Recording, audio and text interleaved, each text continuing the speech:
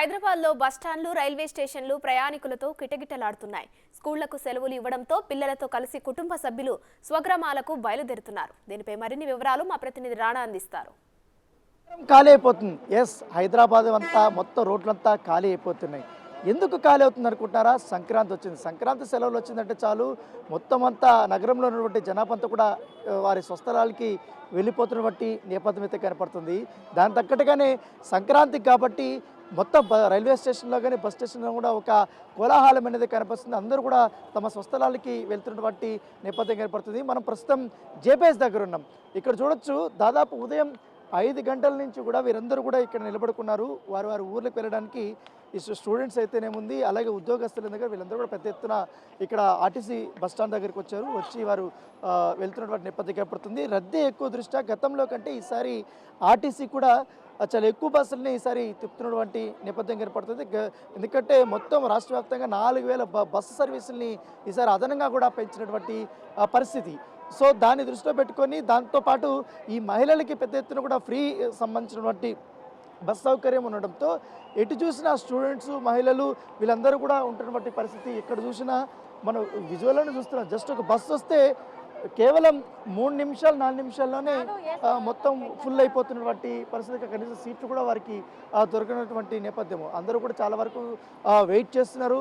మరొక బస్సు ఎప్పుడు వస్తుందా అనేది కూడా ఎదురు చూస్తున్నటువంటి నేపథ్యం అయితే ఏర్పడుతుంది. సో ఇక్కడి నుంచి కూడా పెద్ద ఎత్తున జేబీఎస్ నుంచి కూడా మెయిన్ ఇటు తెలంగాణలో నుండి పలు జిల్లాలకి ఇక్కడి నుంచి రోజు వేలాది సర్వీసులు ఇక్కడ వెళ్తున్నటువంటి నేపథ్యం ఏర్పడుతుంది. వేములవాడకు కానీ, ఇటు ఏదైతే కరీంనగర్ కానీ ఇతర జిల్లాలతో పాటు జిల్లాలకి చాలా పెద్ద ఎత్తున కూడా వస్తున్నటువంటి నేపథ్యం ఏర్పడుతుంది.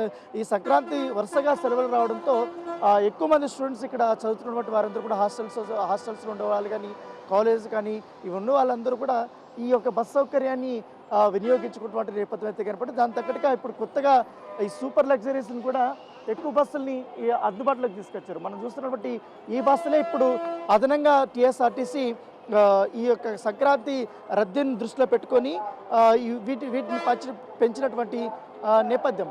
దాంతోపాటు ఈ రాజధాని బస్సులను కూడా ఎక్కువగా సంఖ్య అనేది పెంచారు.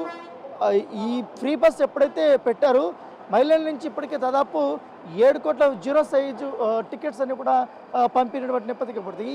ఈ యొక్క సంక్రాంతి కూడా దాన్ని అదనంగా ఉంటుంది. ఏదో ఫస్ట్ రోజు అయితే ఈ 0 టికెట్ విధానం తీసుకొచ్చిన తర్వాత రెస్పాన్స్ ఏదైతే ఉందో దానికంటే రెట్టింపినటువంటి ఈ రెస్పాన్స్ ఉందనే చెప్పుకోవచ్చు. ఉదయం నుంచి కూడా మనం ఇక్కడ జేబీఎస్ దగ్గర బారులు తీరినటువంటి నేపథ్యం ఏర్పడుతుంది. బస్సుల సంఖ్య కూడా పెంచుతున్నారు. మధ్యాహ్నం నుంచి కూడా ఇంకా కొన్ని సర్వీసులు పెంచుతామనేసి కూడా చెప్తున్నారు. దాంతోపాటు ఇక్కడ ఎక్కువగా బస్సులు ఒకటేసారి వస్తున్నటువంటిది ఇక్కడ ట్రాఫిక్ కూడా ఉండే అవకాశం ఉంది. కాబట్టి కొన్ని పూర్తిగా అటు రోడ్డు పైన కూడా కొన్ని బస్సులను అక్కడ పెట్టారు.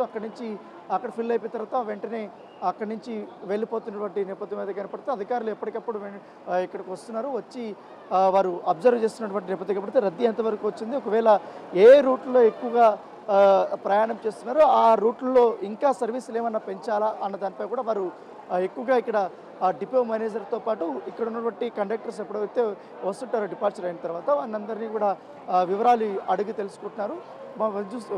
విజువల్లో చూస్తున్నాం మనం.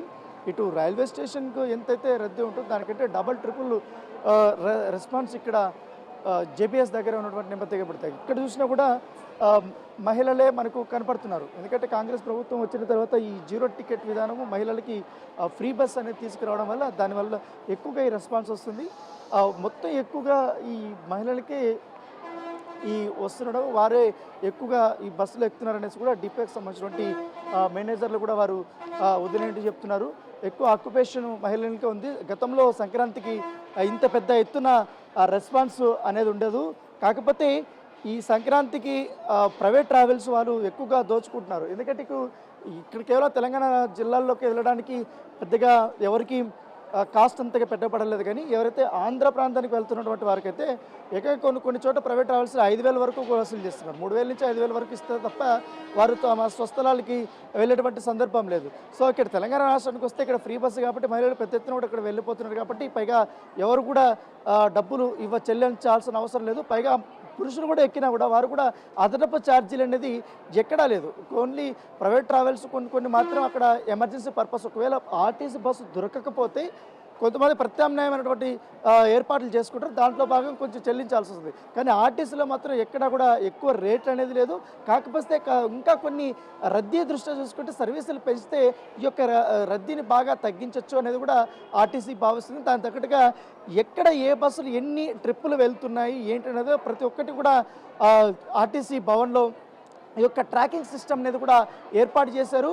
అదనంగా ఎందుకంటే ఇప్పుడు కరీంనగర్ కానీ వరంగల్ కానీ నల్గొండకి ఎట్లా సర్వీసులు ఎల్బీ నగర్ నుంచి భారీ ఎత్తున కూడా సర్వీసులను ఏర్పాటు చేశారు. వాళ్ళు బస్ స్టాపులు కొంతమంది కొన్ని బస్సులు వచ్చినప్పుడుగా ఎల్బీ నగర్ బస్ స్టాప్ దగ్గర ఎక్కువగా పెట్టారు. తర్వాత ఎంజీబీఎస్ బస్ స్టేషన్లో మరిన్ని సర్వీసులను కూడా పెంచినటువంటి నేపథ్యం ఏర్పడుతుంది. దాని తగ్గట్టుగా జేబీఎస్లో గత సంవత్సరం చాలా రద్దీ అని ఉండేది. కానీ అప్పట్లో సర్వీసులు అనేది చాలా తక్కువ ఉంది. అప్పుడు తొక్కిసలాట చాలా ఇబ్బందికరమైన సీట్ల కోసం కొట్లాడుకొని బస్సులు ఎక్కేటప్పుడు కూడా చాలా తొక్కిసలాట జరిగిన పరిస్థితులు ఉన్నాయి.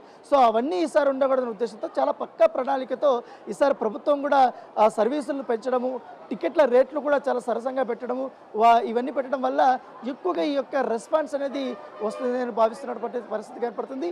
ఇవాళ రేపు చాలా ఎక్కువగా సర్వీసులు నడిచే అవకాశం ఉంది. కాబట్టి తెలంగాణ రాష్ట్రంలో ఉన్నటువంటి వారందరూ కూడా ఈ ఆర్టీసీ బస్సు సేవల్ని వాడుకోవాలని కూడా ప్రభుత్వం వారికి విజ్ఞప్తి చేస్తున్న నేపథ్యం ఏర్పడుతుంది. సో మొత్తానికైతే సంక్రాంతికి అయితే మొత్తం నగరం అంతా ఖాళీ అయిపోతుంది. మనం విజువల్లో కూడా చూస్తున్నాం కదా. ఈ జీరో టికెట్ కూడా ప్రతి ఒక్కరూ మస్ట్ అండ్ షుడ్గా తీసుకోవాలని మహిళలకి అధికారులు చెప్తూనే ఉన్నారు.